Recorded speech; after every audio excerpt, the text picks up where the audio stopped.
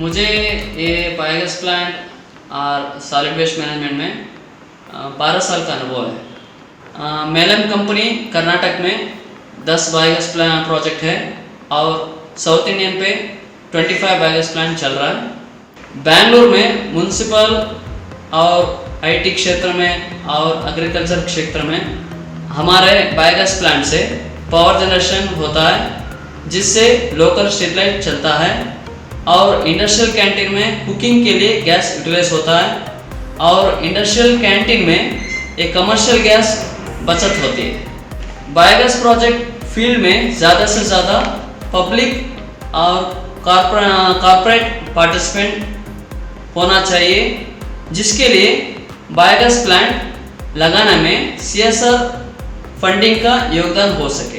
पर्यावरण के रक्षा के प्रति उद्योगों का और लोगों की तरफ मदद होना चाहिए, जिससे सॉलिड वेस्ट मैनेजमेंट में पब्लिक और CSR फंडिंग से एनवायरमेंटल प्रोटेक्शन उद्देश्य हासिल हो सके। जय हिंद।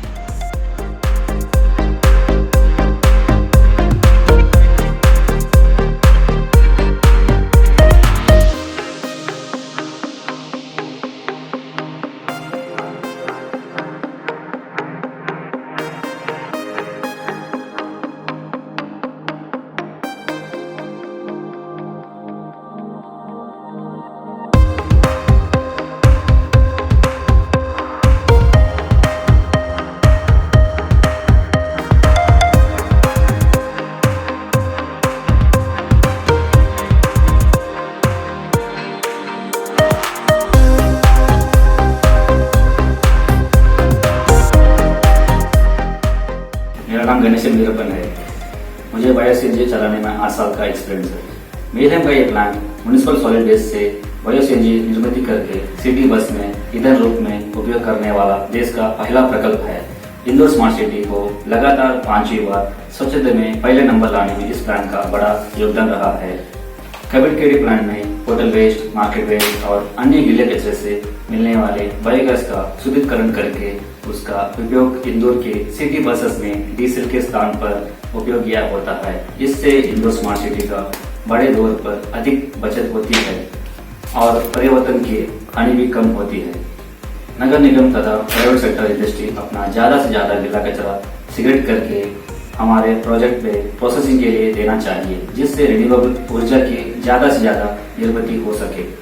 देश में गीले कचरे को प्रक्रिया करके बायो सीएनजी बनाने के प्रोजेक्ट हर एक नगर निगम में कार्यनीति हो सके, जिसमें परिवर्तन का लाभ हो सके।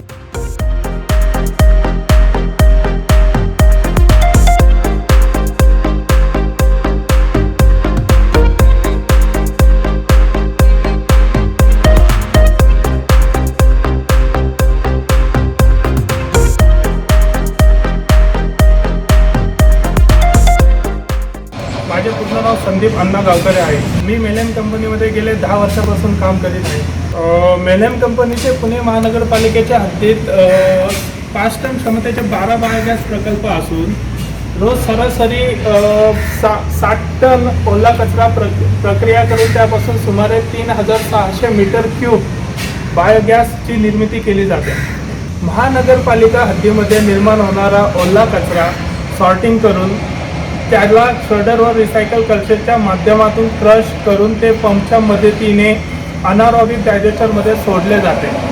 प्रकल्पामध्ये निर्माण झालेला बायोगॅसचा वापर इंजिन चालू करण्यास होतो व त्याद्वारे वीज निर्मिती केली जाते व निर्माण झालेला विजेचा उपयोग प्रकल्पातील यांत्रिकी उपकरण आणि महानगरपालिकेच्या पतदिव्यांसाठी करण्यात येतो।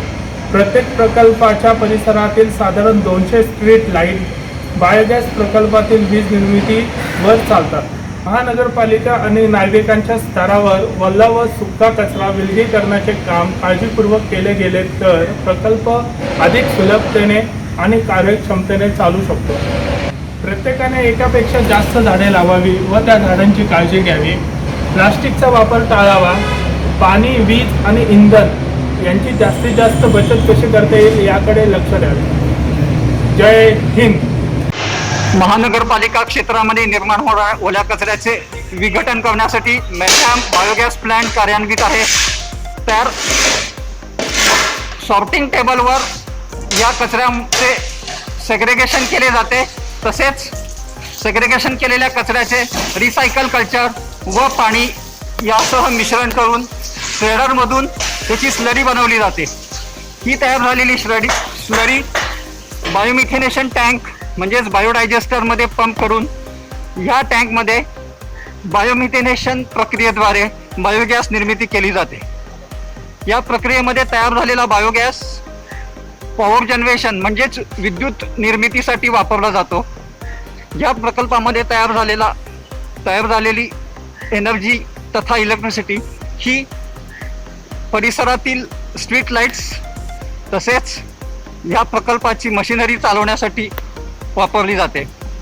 तर अशा ह्या इको फ्रेंडली प्रकल्पाद्वारे मेलहेम एन्व्हायरमेंट प्रायव्हेट लिमिटेड या संस्थेमार्फत इको फ्रेंडली प्रोजेक्ट राबवला जात आहे.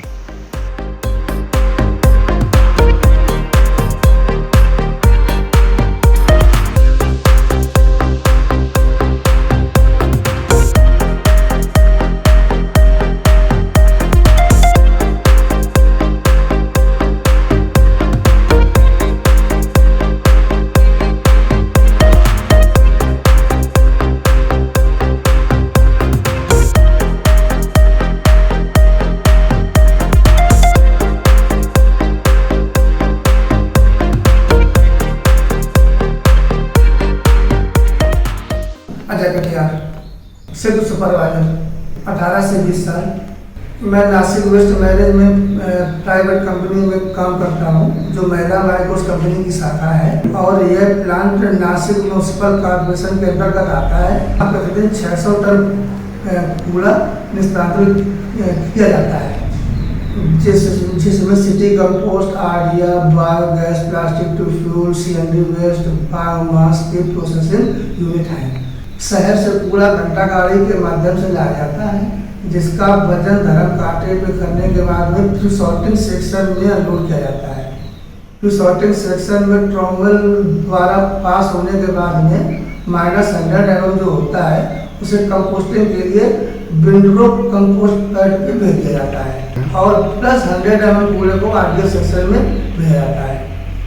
+100 mm जो होता है मटेरियल उसे प्री सॉर्टिंग सेक्शन से प्राप्त किया जाता है और उसे यूनिफॉर्म साइज में छोटा करके लोकल एरिया के सीमेंट फैक्ट्री और बायोमास पावर प्लांट में भेज दिया जाता है। विंडरो कंपोस्टिंग की प्रक्रिया पूरी होने के बाद में भिन्न प्रकार की मशीनों द्वारा पास किया जाता है जिससे उच्च क्वालिटी की जैविक खाद जिससे हम सिटी कंपोस्ट भी तैयार करते हैं ऐसा बोल सकते हैं, जिससे किसान और राष्ट्रीय केमिकल फर्टिलाइजर भूमित्रा जैसी बड़ी कंपनियों को उचित दामों पर बेच दिया जाता है। नासिक वेस्ट मैनेजमेंट प्लांट को स्वच्छ भारत अभियान के अंतर्गत उत्कृष्ट पूर्ति करके RCF को इसके विवरण होने के महत्वपूर्ण योगदान देने के लिए सर्वोच्च सिटी कंपोस्ट आपूर्तिकर्ता पुरस्कार के लिए भी सम्मानित किया जा चुका है। हमें जीवन भर हमारे पर्यावरण का ध्यान रखना चाहिए। ये तभी संभव है जब हम अपनी आंखें खुली रखें और अपने भीतर एवं पर्यावरण के कुछ सकारात्मक बदलाव लाएं। हमें अपने बच्चों को भी इस समस्या के प्रति जागरूक करना चाहिए ताकि वो भी पर्यावरण सुरक्षा के अभियान के प्रति जागरूक हो सकें और भविष्य में इस अभियान के सक्रिय भूमिका निभाएं। हर एक व्यक्ति को हमारे हिसाब से हर साल में एक पेड़ तो लगाना चाहिए।